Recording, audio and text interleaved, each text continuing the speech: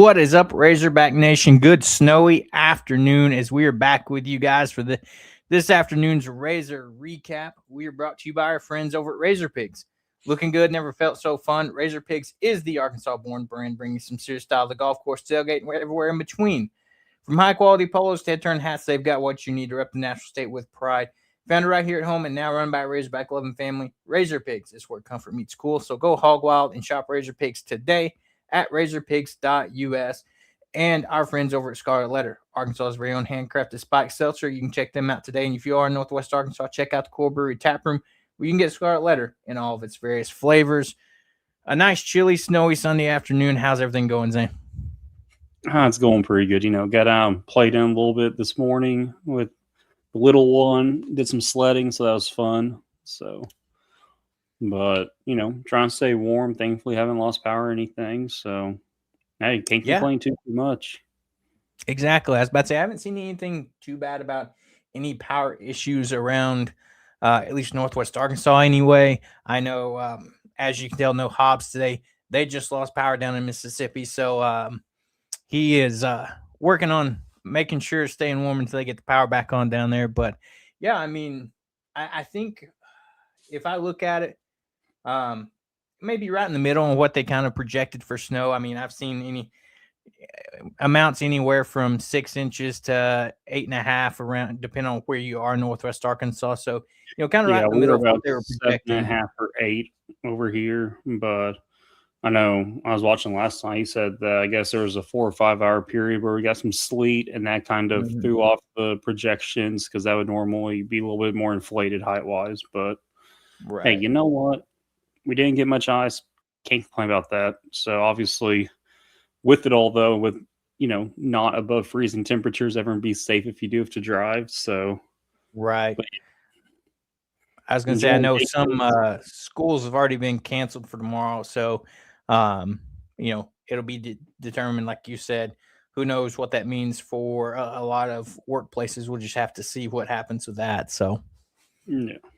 But, to my surprise, with the weather and everything, Arkansas had a decent-sized crowd yesterday, not full capacity, Bud, like you might see on a normal Saturday, but, still decent amount. I know the announcer said maybe not a full 19,000, but there was probably at least 12, 13,000 there that came in for Arkansas's game against LSU. And, maybe not necessarily the game that I had expected, a lot closer than maybe I had expected coming into this game. But, Arkansas is able to take care of business and get the win 85-81 on the back of Darius Acuff, and we'll get into that in a minute. But just overall, Arkansas is able to piece together back-to-back wins finally. It is 2 home games, but still, that's some momentum hopefully you can take forward as you get ready to go on the road here in a couple of days. Yeah, it was kind of an odd game. We couldn't hit free throws. I think we finished like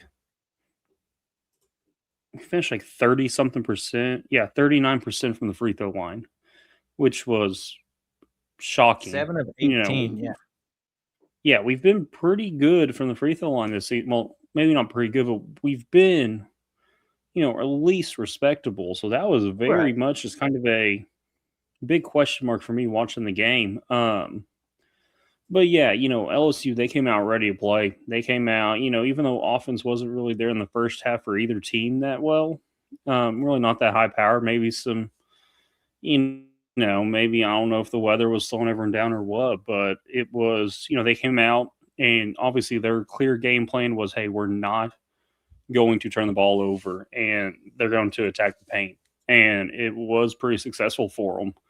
They only had, I think as a team, they only had 9 total turnovers. So they did take care of the ball. And in doing so, they also limited our fast break points to only 13. But, also they had 42 points in the paint and they did attack the glass. They had 13 offensive rebounds to our 8. So they were physical and they were very disciplined with the ball. And, it was definitely a lot closer game than a lot of people thought. So it just glad they pulled out the win there, though, there at the end. So, but I also know, looking at it, Arkansas, Bud won, whatever, we're solid. Well, yeah, but also LSU led for 66% of the game. So Yeah. that's one. Okay, that's not exactly something you want to get comfortable with. But like you had alluded to, Acuff carried the load for everyone there at the end, and kind of pulled out a win for us. So that was big. I was about to say, I think the biggest part to me is seeing us win when, like you said, not the greatest shooting day, struggled from the free throw line. Early in the game, our game plan got thrown off, but to, come back and win a close game like this at home and still take care of business after, how things have been on the road. You need to get all those home games you can. And, as we know this season so far, Arkansas remains unbeaten in Bud Walton. And I think I want to say, one of few teams, if not the only team, that remains unbeaten at home so far this season through college basketball. So great things there, and we'll dive in. Darius Acuff, yet another outstanding performance. Each game he comes out, you see more and more why he's being projected a top lottery pick at this point. They've starting to creep into that top 5 range of a pick, and I mean, it's just hard to deny how good he can be when, yeah, he maybe didn't have the greatest first half in this game, but he came back and what was it? Scored 10 straight points right near the end of the game to kind of help get Arkansas back in the lead and, Yeah, secure the win. yeah. It was one of those. Hey, just like we've come to rely on him game in game out, which is dangerous as a team. But I mean, he's delivered right now, and he was just. I think especially that one possession where what was it? He had 2 blocks. The second one, he got the ball, drove length of the court, and got the either dunk or layup. It was just like, yep, just give him the ball and you're fine right now. Right. So, but Yeah. yeah, Darius. so it was impressive to say the least. Yeah. So Acuff finishes with 31 points on 13 of 19 from the field, 4 of 7 from deep, 1 of 4 from the free throw line. You're not going to see that often from him. He had 2 rebounds, 6 assists, 2 blocks, and in 35 minutes. So, I mean, he was out there just doing it all, whether it be assists, rebounds, blocking 2 shots, not what you see every day from him in that category, but just a well-rounded performance. And you had only 2 other guys this week in double figures for this game. Yeah, a And that little was less Malik. balanced scoring. Right. You had Malik Thomas with 14, going 6 of 9 from the field, 2 of 3 from deep. He grabs you 2 rebounds, 3 assists, 1 steal in 26 minutes. And then Billy Richmond off the bench scores you 11 points, 4 of 7 from the field, 3 of 4 from the line, misses his only 3. He gives you 2 rebounds, 3 assists in 28 minutes off the bench. So, like you said, not as balanced scoring as what we're used to seeing, but, it's good to see guys like when other guys aren't having the greatest game, a guy like Billy comes off the bench and can give you double-digit points when you need it. Just Billy Go doing Billy Go things. 100%. And I mean, in this game, Arkansas only played, their typical 8 guys, but, some of the minutes spread out like it's, seeming to get like a more balanced rotation when everybody's healthy compared to what we saw maybe a little bit earlier in the season. Regardless of Darius, he's the only one that played 30 plus minutes in this game. You have Brazil that was close at 28, but other than Darius, you don't really have too many people playing more than 30 minutes a game. And that'll pay off, down the stretch as the season starts to take a toll. Obviously we probably have a couple guys averaging 30 minutes a game, but the more time you can give guys to rest each game, that's going to add up come into season, especially come, SEC tournament, NCAA tournament, when you're playing every other day in the NCAA, SEC every day. It's that rest adds up and it helps in the long run. So everything you can do now to give that extra rest, maybe not take as much of a physical toll on their bodies. That is kind of the one thing I wish we would see, like those games against South Carolina or even Vandy when it was in hand, like put the backups in maybe a minute or 2 earlier. Just, hey, those extra few minutes of rest really add up in the long run, in my opinion. So, but hey, can't complain. They are 12-0 at home. Looking at it, there's actually 35 teams undefeated at home on the season. 11 Power 5 teams. 2 teams are 13-0, and then Arkansas is one of 8 teams that are 12-0. Everyone else has less home games so far. Yeah. Yeah. So. Does that leave Arkansas as one of the few teams in the SEC that's undefeated at home, or So at home in the SEC undefeated, you have Arkansas is the only one.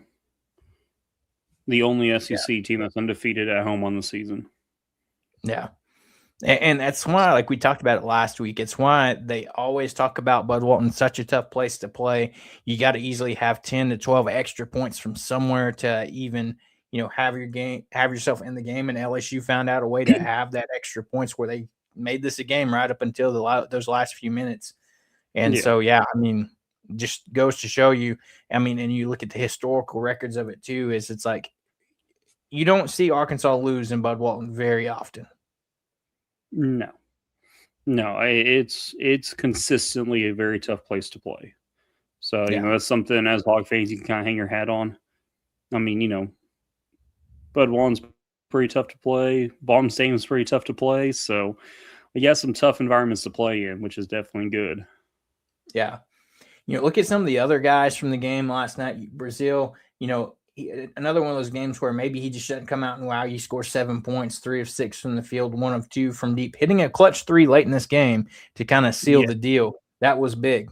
But you look at the rest of the stat sheet. This is just one of those games where, as far as the big numbers, like your scoring and stuff, he's not, jumping off the page, but he gives you 7 rebounds, 1 assist, and 3 steals in this game. So, when he's not scoring, he's still coming out there and doing some of the other things that doing the other things that are needed to do. And it's really good. Also good to see him with only 1 turnover. So, and another thing that was really nice was we actually saw Ewan and Richmond avoid foul trouble. Ewan had 0 and Richmond only had 2 on the game. So I feel like those are 2 guys we've kind of seen have a few fouls last couple of weeks. Where it's kind of like, okay, why did you foul right there?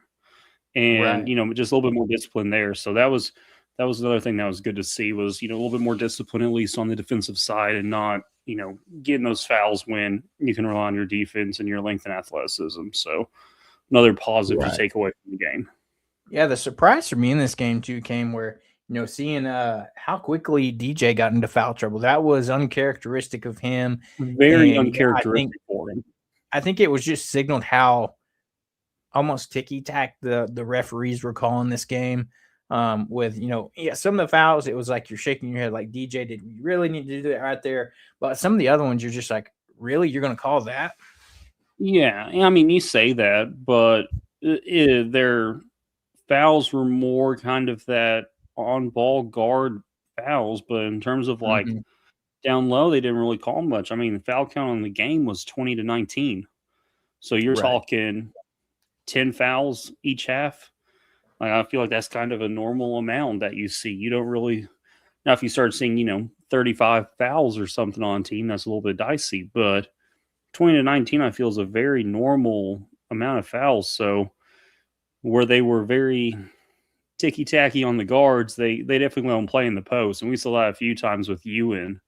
I think he got fouled a couple times and got the no call with the arms up, like, hey, what else do I have to do over here? But yeah, so it was – I think I had a little bit – maybe not questions, but I did not exactly appreciate the referee style of that game. I feel like, I feel like when guys get hacked or something down low, okay, that should probably be called a little bit more than 50 feet away from the basket, just pulling an arm up when it's not throwing off the guard or anything. Obviously, definition's a foul, but hey, that's my soapbox. I'll go down that soapbox. So, yeah. And so at the end of the day, though, Arkansas gets that win. And that's the biggest thing is they get ready to go back on the road and hopefully, even though it's still going to be cold, you're not traveling that far from home, as they head to Norman, they can figure out to carry some of this momentum from these you're on a 2-game winning streak. Let's figure out a way to maybe finally start fast on the road because Yeah. that's been the biggest thing against Auburn and Georgia is and I believe Hobbs said it a couple episodes ago, especially against Georgia.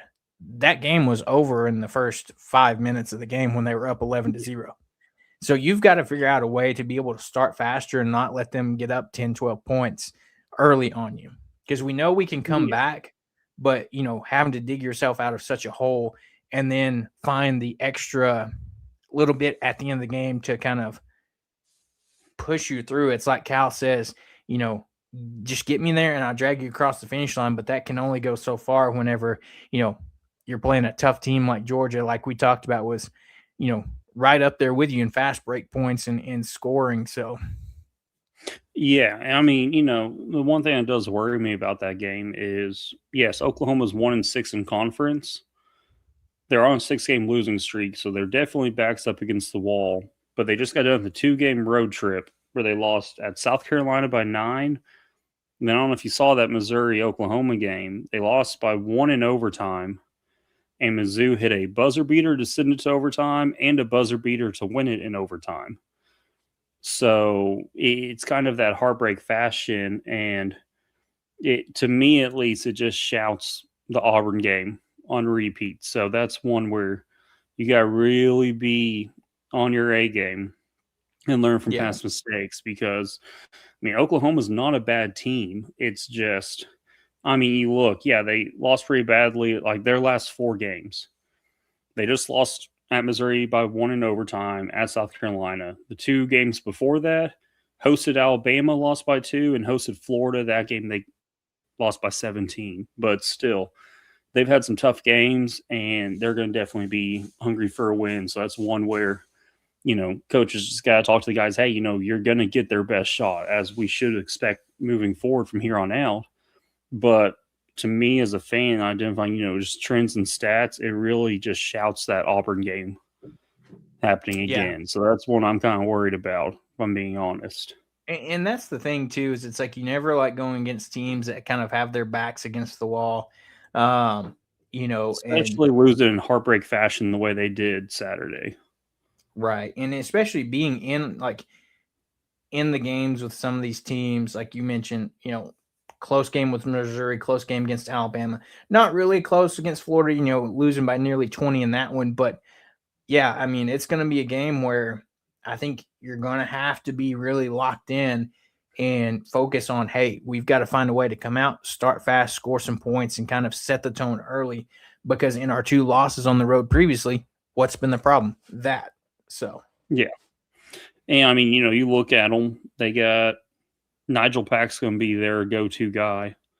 So relying on DJ and relying on our guards to lock him up. But, that's one of the guards that I think is talented enough to really give Acuff a run for his money. Granted, he's I think senior at this point, or grad senior, but, he's able to make his own shots, and he's got crazy range, and he's got the green light. So definitely going to be hard. Don't help off of him too much, and definitely got to know where he's at all times. Like I've said in the past few times, their top 2 leading scorers are guards. Their next 4 are all forwards. So they're going to try to be physical in the paint. Also, I think if they watched our LSU game yesterday, they're going to say, hey, we can have some success in the paint against them. So, you and Pringle buckle up, get ready. They're probably coming for us down there, so you guys will be busy. But yeah, that's just kind of my quick report on it. Is I'm not super duper worried as a team in terms of them shooting. They shoot 34%. They average 10 turnovers, but the big thing that does worry me is just their personnel at the top of who they have. Nigel Pack's, I think, experienced enough and disciplined enough to not turn the ball over too much. I think he'll get ahead of himself sometimes and kind of get going full head of steam. But as far as the consistency, I think he's going to be pretty solid. And then that full assortment of post players you got to worry about is just going to be, I think, maybe wearing us down as the game goes. So something big to look for there. Yeah, because if you look at their rotation right now, you've got 10 guys over 10 minutes a game. So another team that they play, they have a decent size rotation compared to Arkansas, 7 to 8, maybe 9 that you will see. And you mentioned Nigel Pack, but another guy you can't forget about is Xavier Brown. He's Yeah, he's averaging their leading 31 scorer. minutes a game. Yeah, 31 minutes a game, 16 and a half points, 3 rebounds, 3.4 assists, 1.3 steals, turns it over about twice a game on average, shoots 47% from the field, 91% from the free throw line. So you put him at the line, he's probably going to be making them, and then 33% from deep. So, again, this is going to be a good test for our guards. And like you said, hopefully this is a game where, even though being an on-ball defender, DJ is a little bit smarter with his fouls, because we're going to need him and Acuff and Thomas to be kind of locked down on these experienced guards here. But then, like you said, this is another game where you're going to need guys like you and Brazil and Pringle to step it up a notch, with Tay Davis, Darian Reed, and Muhammad Weg. So, and another thing I don't like is Nigel Pack's shooting 42% from 3, which is why I'm like, you can't help off of him. Because, he can get hot the same way that one guy for Vandy did at the end of the first half. Nickel, yeah. So he's got that ability too. I think he's a better all-around guard. But if his shots are falling, it could be tough for sure. So definitely got to run him off the 3-point line and always know where he's at all times. Yeah. So, looking at their 3 bigs though. So, the biggest one you have there is Muhammad Weg at 6'10". You've got Tay Davis at 6'8", and then Darian Reed Tay Davis at 6'9" and Darian Reed at 6'8". So size shouldn't be too big of a problem for Pringle, Ewan, and Brazil, and then even Knox, because we've seen him play on some bigs as well. So, and then they've got another guy that plays about 12 minutes a game, 6'9", Cool Atak from down in Texas. But this is going to be another game where this is a scrappy Oklahoma team that they're on a 6-game losing streak, but they've had themselves in several games. And as we've seen, look at Arkansas last year, similar boat, if you will, kind of, they started off 0-5 and losing all those conference games, but all it took was one for them to get hot and then make a run. So hopefully Arkansas is not that one, but again, you can't overlook anything, and you need to bring your A game, even though and figure out a way to get started early on the road. Yeah, no, for sure. And the good thing about it is when you look at their personnel, they're big guys. Yeah, they're 6'9", 6'10", but I think the heaviest one's about 225. So you don't have any guys like Jalen Carey for Tennessee, 6'8", 250 something, and you don't have anyone who's as much of just a large physical presence. Now, granted, these guys they're physical, but it's not just like they're able to throw weight around and just push us aside. So in terms of like the weight and height, like it's a little bit more of an even matchup. I don't mind it too bad. That's the ones that really worry me is your guys who can just throw their weight around, throw our guys around. So we don't really have a quote bruiser like that, I'd say. But that's one thing about their posts I do actually kind of like seeing. So it'll be an interesting matchup there. I was about to say, yeah, Tay Davis is 6'9", 215. Darian Reed is 6'8", 226. And then Muhammad Weg is 6'10", 225. So not guys over the top that can, like you said, be bruisers and just kind of move you around. Yeah, because that Tennessee game, Carey caused us problems, and he was just able to get wherever he wanted down in the paint. So that was one where maybe I'm just kind of scarred from that particular instance. I just don't like going up against guys that are about that big.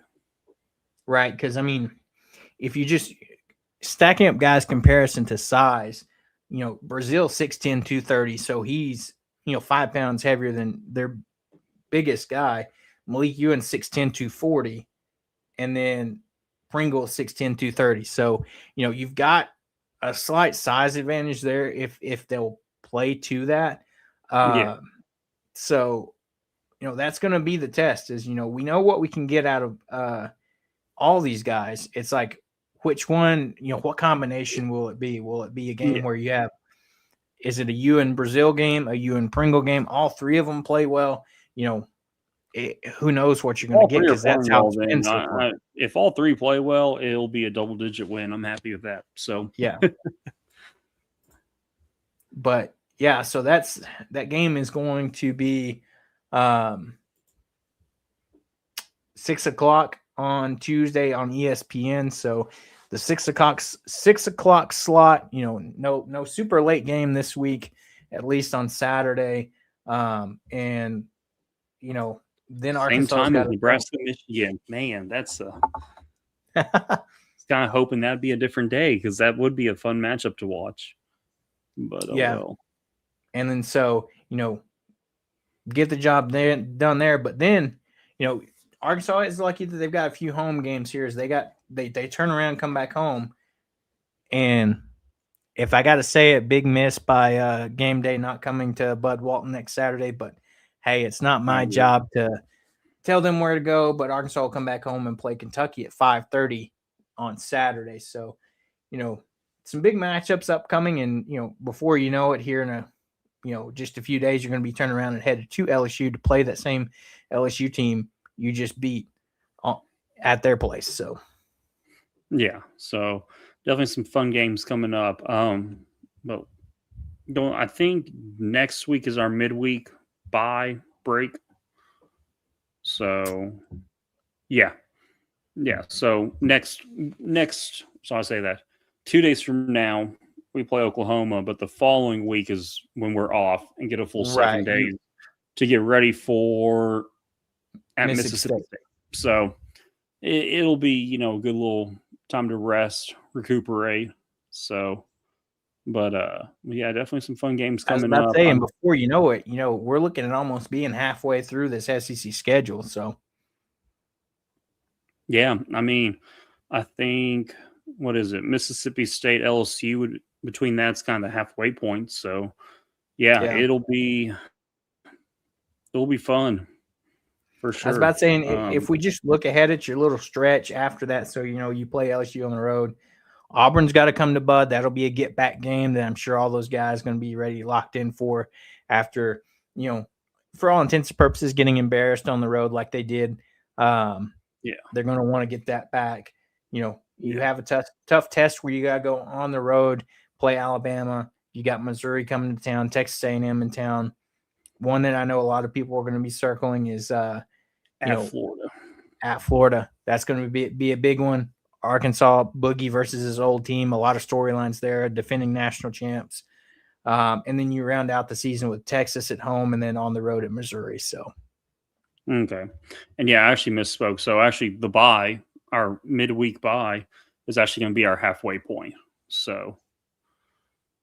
We'll be 9 conference games down, 9 to go. So it's nice that we got that kind of exactly in the middle break, so you can really, really reevaluate everything. So right, and if you look at fun stuff coming up. Yeah, and if you look at how it sits today, Arkansas is in a 3-way tie for second place in the conference with A&M sitting at the top of the conference, 6-1. Arkansas, Florida, and Kentucky all at 5-2. And then you've got Vanderbilt, Georgia, Missouri, Auburn, all at 4-3, and then it kind of just tails off from there. So, still a long way to go, but your top half of your SEC is kind of starting to separate itself. Arkansas wasn't really kind of surprised to see A&M up there under first-year coach Bucky, that Bucky ball that they're playing. But I expected Florida to be up there. Kentucky was expected to be up there. Georgia's a little bit of a surprise. Tennessee to be a little higher. Georgia and Vandy and Mizzou, honestly, I mean, granted, you're 4-3. You're one game above 500 at this point. Right. But still, not really expected to see them up there. So it'll be a fun conference as it comes down to a close. I don't think you have I think it was maybe not the LSU, maybe LSU game, maybe the game before. They were saying about how all these what was it last year? I think there was like 7 or 8 instances of a 4-game win streak in conference. I don't know if you're going to really have that this year. It just seems like a little bit more kind of balanced playing field. So, it'll be interesting to see how it all plays out. Also interested to see what happens with Betty Yako for Alabama. But hey, there's not much we can do from here. I was about to say, regardless, they Alabama still took that L yesterday against Tennessee, even with him playing. So, yeah, no, I know. I forgot who it was. I saw it on Twitter, X, whatever it's called now. But someone was saying like, what was he's like?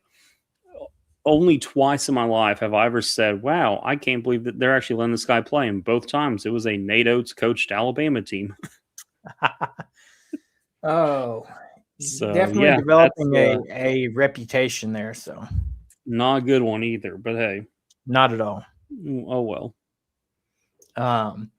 Quick little gymnastics update for you. So on Friday, before all this weather rolled in, Arkansas shifted its gymnastics meet with SEMO till 1 o'clock on Friday. They did get the win there, 197.475 to 192.675, where you saw a few more athletes get some time and participation in different events that you might normally against, one of these smaller tier opponents. But, in this one, this was a day where Morgan Price had one heck of a all-around score in this one, as she finished the day with a 9.9 on vault, a 9.9 on beam, a 9.925 on, or sorry, the 9.9 on bars, a 9.925 on beam, and rounded that out with a 9.875 on the floor routine. So, good round, all around score for her there. Another great performance. If you haven't seen the clip, people have talked about it, where Jocelyn had a fantastic beam performance, 9.95 there. Like Corey said, don't know why we haven't gotten a 10 in Bud Walton yet, but hopefully this season we'll get that at some point.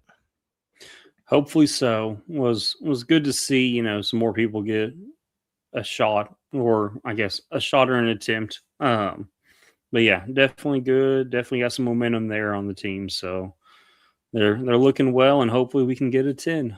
So yeah. Next meet for them will be this coming Friday. It will be on the road at Florida at 6:30 on ESPN2.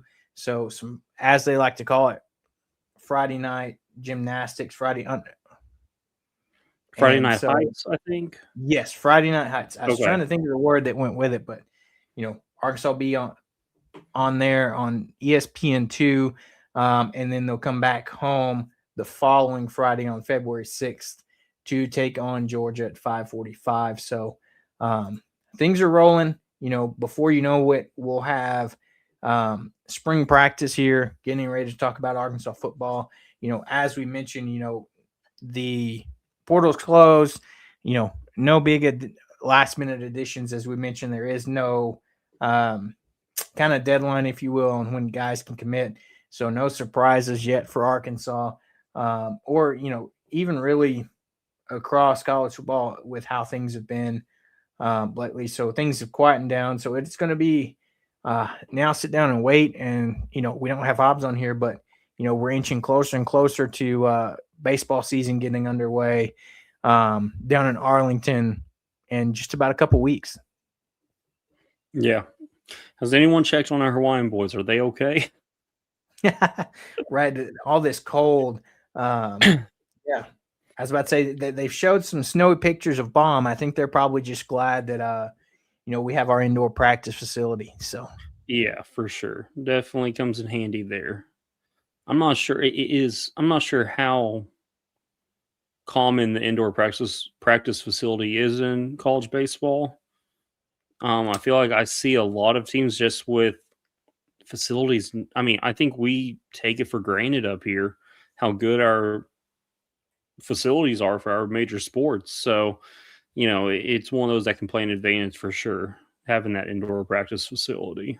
Right. And I know whenever, they did build this new practice facility, they made sure it was top of the line. I think they have it where, you know, like rain or shine, or in this case, snow, that they can practice. And I think they have the ability, I could be wrong here, but, they have the ability to still practice on turf or dirt in the indoor facility as well. So, like, talk It's about just definitely top of well, the line, the investment in baseball. Like, yeah, they're going to be I able think to it's get their one reps that, in no matter what.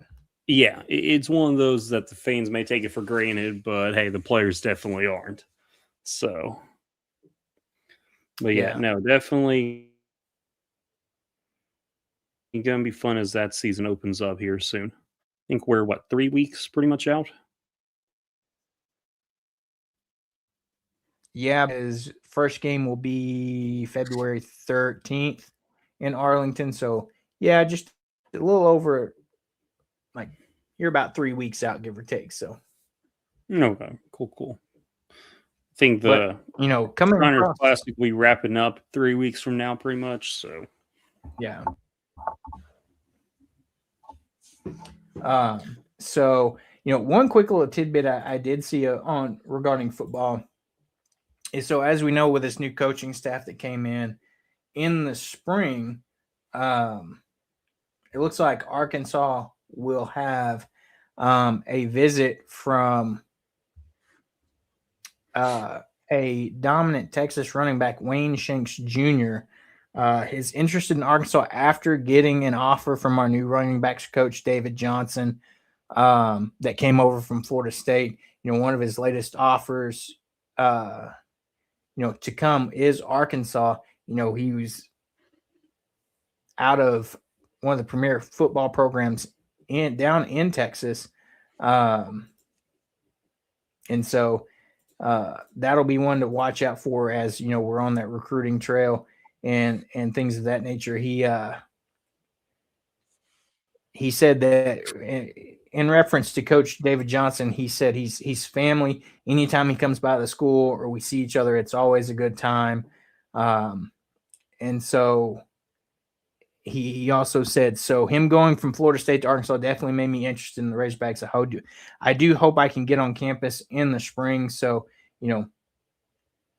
it'll be interested to see if we get him on the hill, and then, where we go from there. He has over 3,300 total yards in his high school career and 57 total touchdowns at the varsity level. So it'll be pretty hard for solid. him not to be ranked pretty high. So he is currently considered a 3-star Okay. kid, but has other offers: Baylor, Duke, Florida State, Houston, Ohio State, Notre Dame, all these top tier programs. So, maybe Arkansas can get him on the hill and show him what it's all about. Yeah, for sure. And another recruiting tidbit just with basketball, our guys they're rocking this year, but I don't know if you saw the watch list for the Naismith Boys National High School Player of the Year Award. They released their 25 player watch list, and both of our signees, JJ Andrews and Abdu Torre, are both on that list. So I believe ACUF actually won that award last year. I could be mistaken. That sounds right. So both of our signees for next year are on that 25 player midseason list. So that's definitely good sign for the future as well. So Yeah. So, it's a little pause right now, but before we know it, we'll have things wrapping back up. So, everybody continue to stay warm in this winter weather. I know it's not supposed to get above freezing until like Tuesday or Wednesday, I believe. So up here, at least, since only going to be 34 at that point. So, which is gonna have some right, hazardous conditions for a little bit. And that's the thing too. Even if it starts to melt a little bit, as cold as it is, it just melts and refreezes pretty quickly. So, yep, correct. So, like Zane said at the beginning of the show, if you're getting out and going anywhere, just be careful. I think I saw this on Twitter yesterday where somebody was talking about if you do get out to drive, it's like, what was it? Pretend as if you're driving your grandma to church, I saw that. And you and got she had, what is it, a tray of pies biscuits. pies on the dashboard and a couple gallons of sweet tea or something. It kind of hit home for me. So So essentially, Slow and Steady's going to win the race there. So for sure, slow and if you're steady getting wins the out, race. just be careful. Take it easy, and yeah. So we'll get ready to wrap up here, and we'll be back Thursday, hopefully talking about recapping an Arkansas road win and talking with Hobbs on baseball as we are getting ever closer. So get ready to wrap up. As always, don't forget to like and subscribe to the show on YouTube, Apple Podcasts, and Spotify. Make sure to hit that like and subscribe button on YouTube. That way you don't miss any time we go live. And, if there's nothing else, we're going to get out of here. Everybody have a great rest of your Sunday afternoon. If you are getting out tomorrow, again, just be safe, and we'll catch you on Thursday. Sounds good.